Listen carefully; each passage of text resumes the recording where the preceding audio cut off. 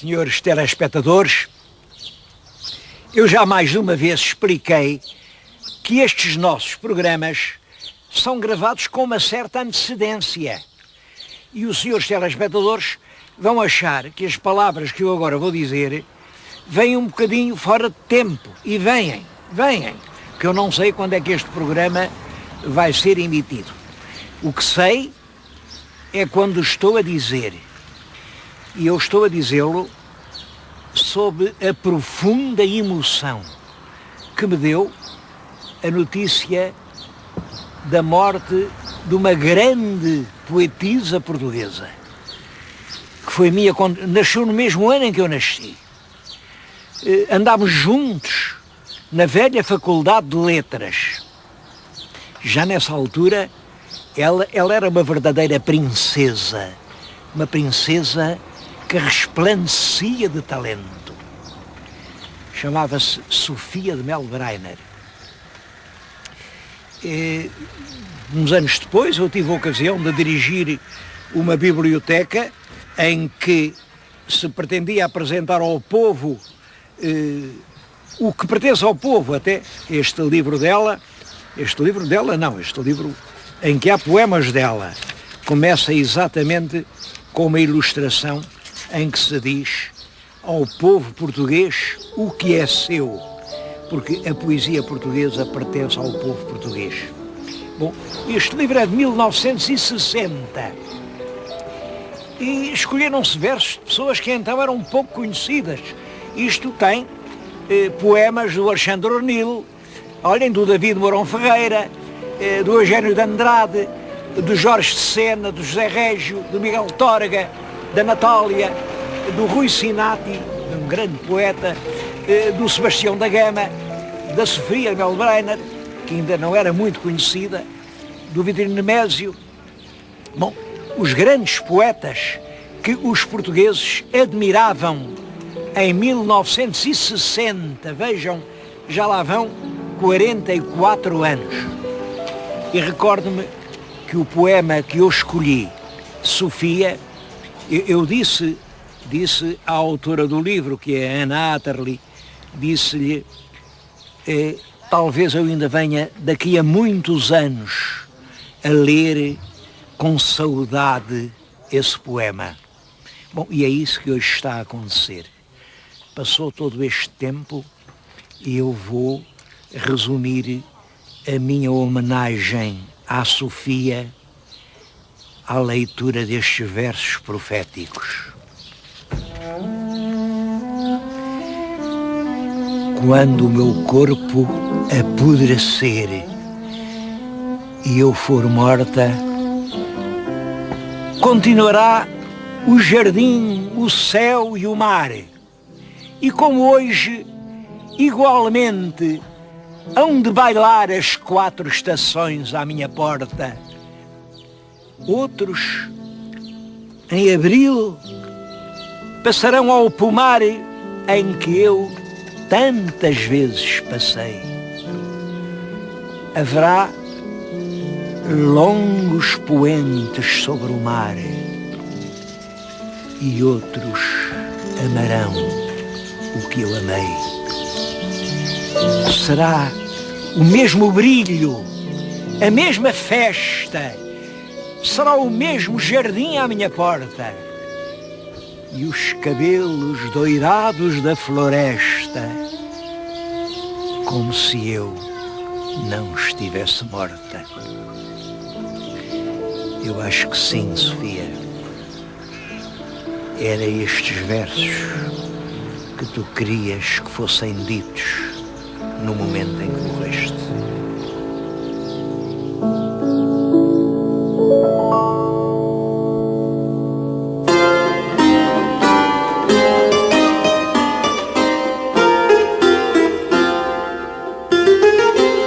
Mas a figura nacional que eu hoje venho recordar a Santarém é um português nascido nos finais do século XII, seria 1190, 95, tempo de Dom Afonso II, ou Sancho I, não se sabe ao certo. Sabe-se quando morreu. Morreu em 1265. Chamava-se Gil. No tempo dele, em latim, Gil dizia-se Egidius. Podem estranhar, mas é de Egidio que vem a palavra portuguesa Gil. Gil. Isto é uma evolução fonética irregular, mas é verdadeira. De Egidio, o povo resumiu isto a Gil. Gil. Esse Gil, diz agora a lenda, era filho de um fidalgo muito importante, Rodrigo. Rodrigo ou Rui? Devo dizer que na Idade Média, Rui era a abreviatura de Rodrigo. Bom, diz-se que havia um grande fidalgo, Dom Rodrigo de Valadares, que era o mordomo Mor. Mordomo Mor era o primeiro-ministro nessa altura, claro, do rei Dom Sancho I, mas tudo isso é lenda. Tiveram, portanto, um filho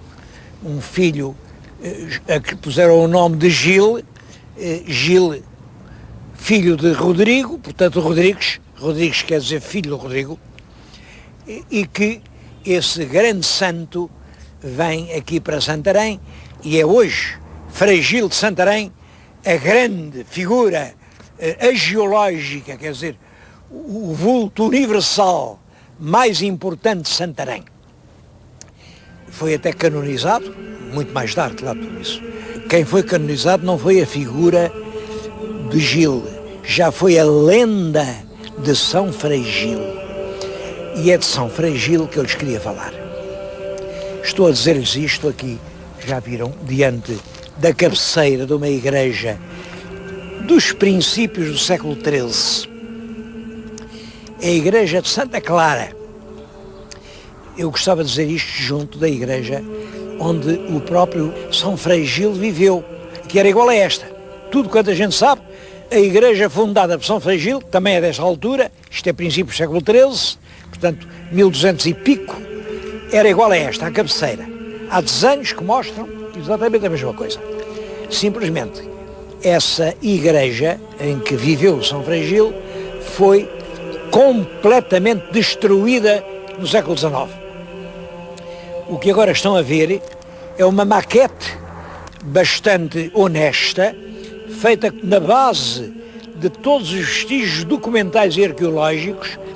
Isto é como era o convento dos dominicanos, dos frades de São Domingos, onde viveu o tal Frei Gil.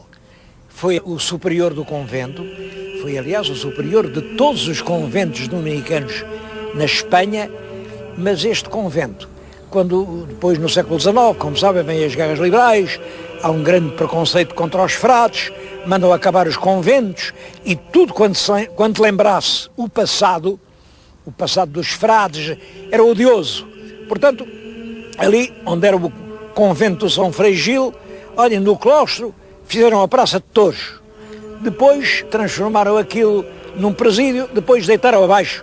E durante alguns 50 anos, este magnífico conjunto monumental da Igreja de São Domingos foi a pedreira para fazer casas em Santarém. Quem hoje lá for, o que vê é isto. Como estão a ver, não há nada que nos lembre o convento onde viveu São Frei Gil.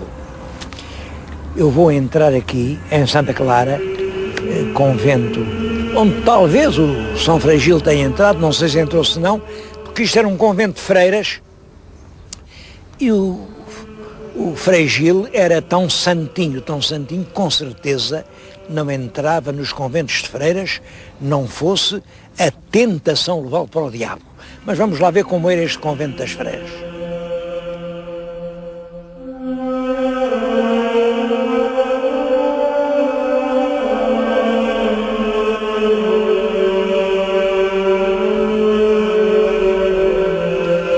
Esta igreja do antigo mosteiro de Santa Clara é um dos mais grandiosos monumentos de Santarém.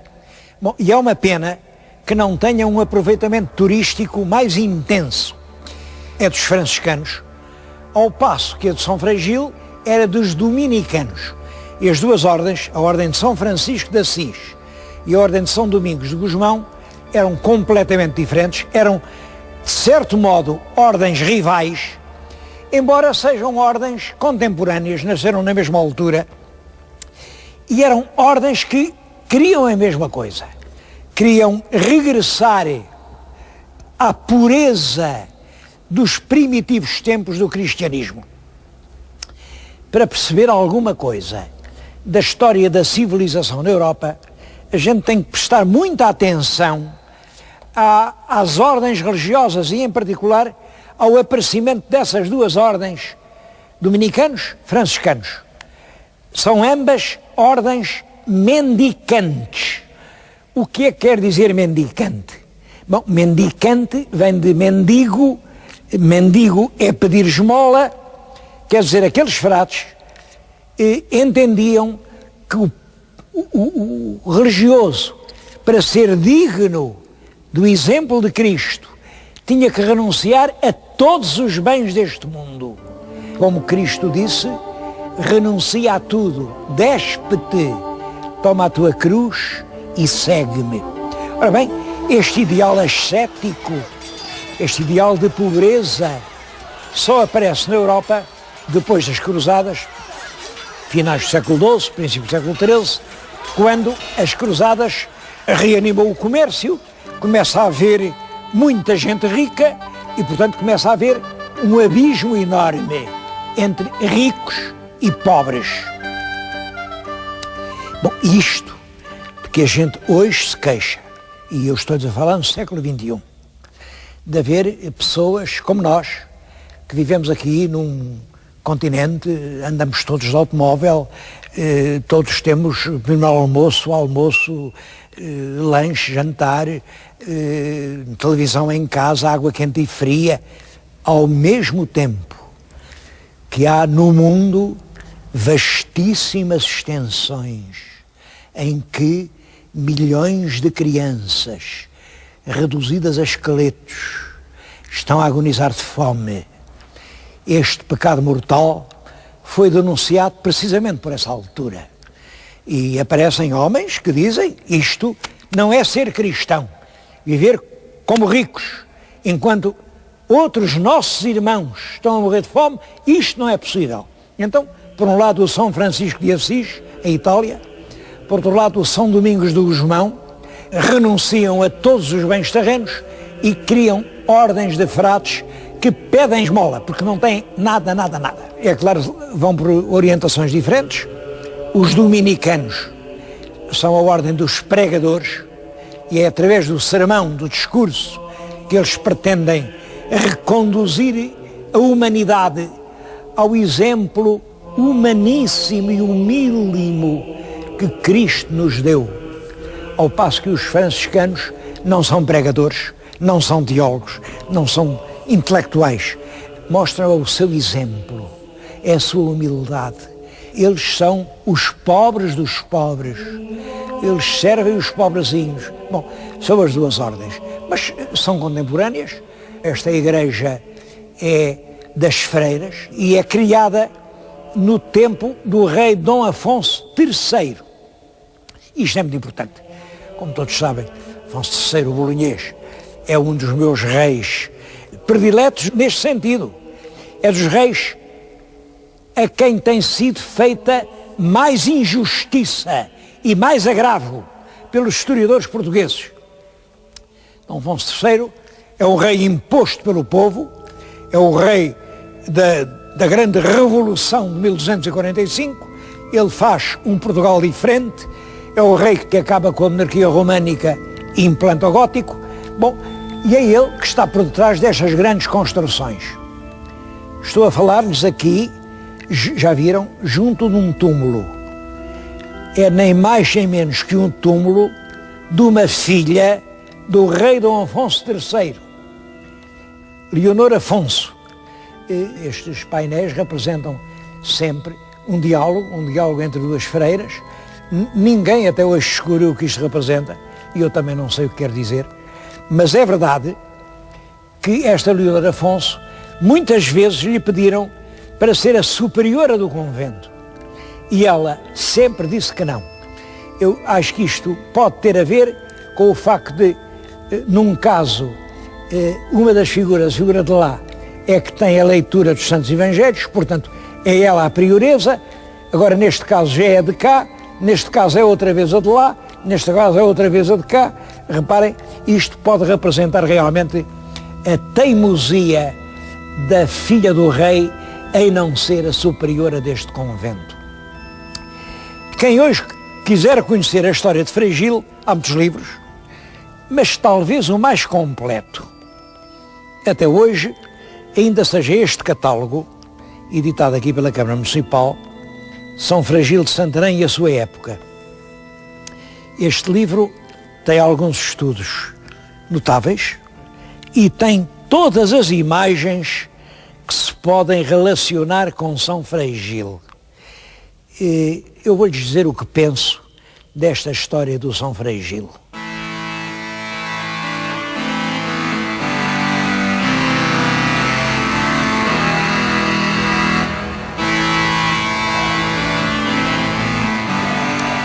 E eu vim falar nisto aqui, junto da fonte das Figueiras, porque é uma fonte mandada fazer pelo Dom Afonso III, portanto, é no tempo do São Frei Gil, a meio caminho entre Santarém e lá embaixo a Ribeira. Não é muito longe, mas é um caminho muito íngreme, e, portanto, as pessoas que vinham lá de baixo até cá acima no verão, chegavam assim, aqui, mortas de sede. E as obras de misericórdia, lá tem uma delas, é dar de beber a quem tem sede. E, portanto, o rei Dom Afonso III, como sabem que esteve muitas vezes excomungado, fazia questão de fazer as obras todas da misericórdia. E fez esta fonte, está ali, o que estão a ver, é o brasão de Dom Afonso III, as armas de Portugal no século XIII, para dar de beber a quem tinha sede e vinha lá de baixo até cá acima. Isto é muito importante porque esta fonte das Figueiras é um dos mais bonitos monumentos góticos do nosso país. Não se engana muito quem disser que ali naquela bica mataram a sede tanto o São Frei Gil como o rei Dom Afonso III, como depois o filho Dom Dinis, que andou por aqui. Praticamente são 30 gerações de portugueses que joelharam ali naquela fonte e ali mataram a sede.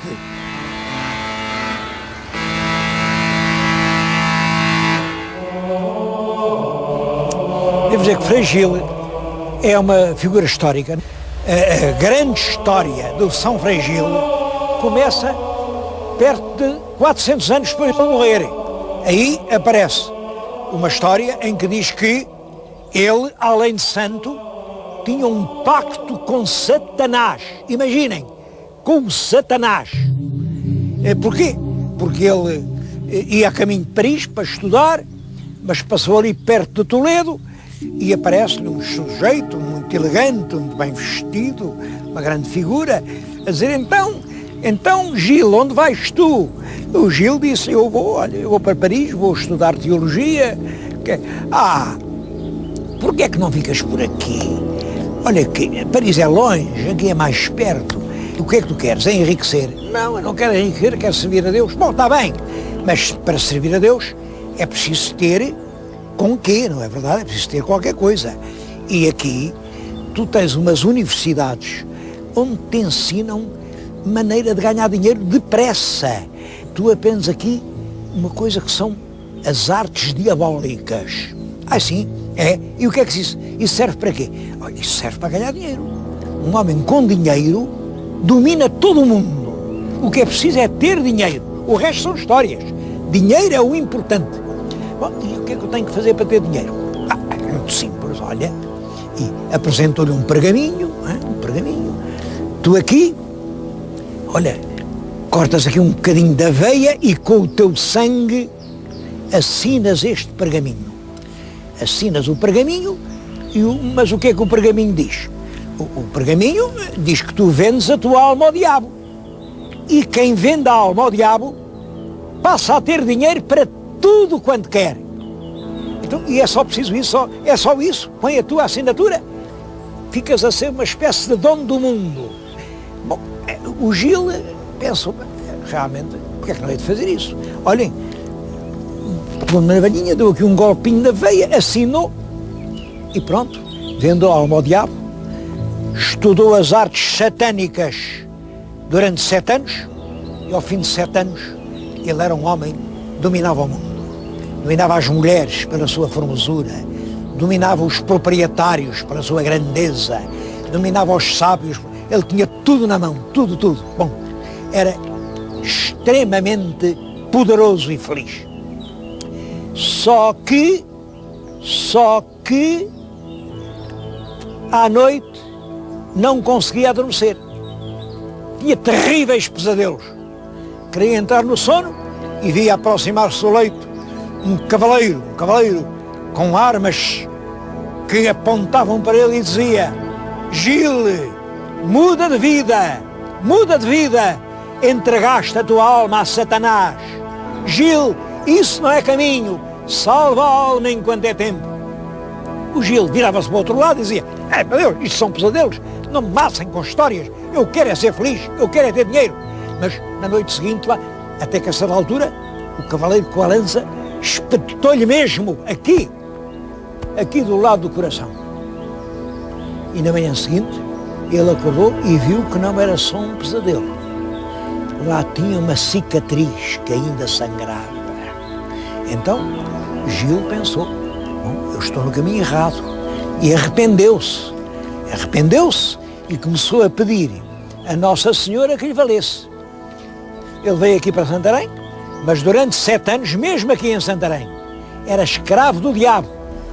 Ele rezou muito a Nossa Senhora e Nossa Senhora veio do céu, entrou pela chaminé, o pergaminho assinado pelo sangue, e entregou ao Frei Gil, que o pôde rasgar em pedacinhos e pronto, a sua alma ficou livre.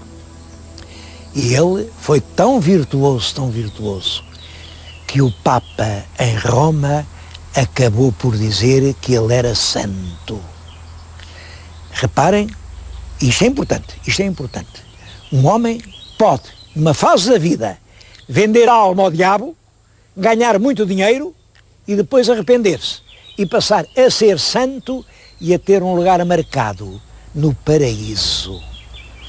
Bom, esta história que se sabe do Frei Gil, mas devo dizer que esta história só foi inventada mais de 300 ou 400 anos depois. Frei Gil morre em 1265 e esta história é inventada nos fins do século XVI por um português, também dominicano, um grande escritor, um antiquário, que é Mestre André de Rezende. André de Rezende é um arqueólogo, mas tudo quanto ele diz é mentira. Aqui ele inventa uma história e aplica ao Frei Gil de Santarém as histórias que já corriam na Europa, por exemplo, sobre o Teófilo.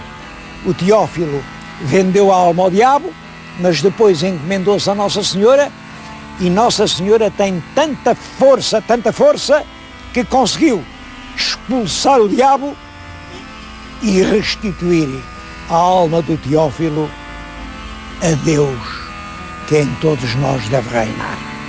É essa história que o nosso André de Rezende conta. André de Rezende é um grande escritor humanista, escreve isto em latim, e depois aparece um grande escritor português que traduz o André de Rezende na Crónica São Domingos, e esse homem é o Frei Luís de Sousa, que é daqui de Santarém. O Frei Luís de Sousa é da mesma ordem, também é dominicano, e é claro, aproveitou o que tinha dito o mestre André. E, a partir daí, a Crónica São Domingos é o que toda a gente repete. E toda a gente pensa nesse homem que vendeu a alma ao diabo e, apesar de tudo, foi santo. Eu venho aqui recordar isso porque penso que sim, que essa história é oportuna. Eu acho que também nós, também a nossa civilização, também este século XXI, vendeu a alma ao diabo. Também nós vendemos tudo por dinheiro. Mas essa lição do Frei Gil de Santarém mostra que há sempre uma possibilidade de salvação. É preciso não desistir. Nada está perdido. Foi isso que eu, aqui em Santarém, ao recordar a lenda desse tal Frei Gil, vim recordar aos meus queridos telespectadores. Não, nem tudo está perdido. A salvação está nas nossas mãos.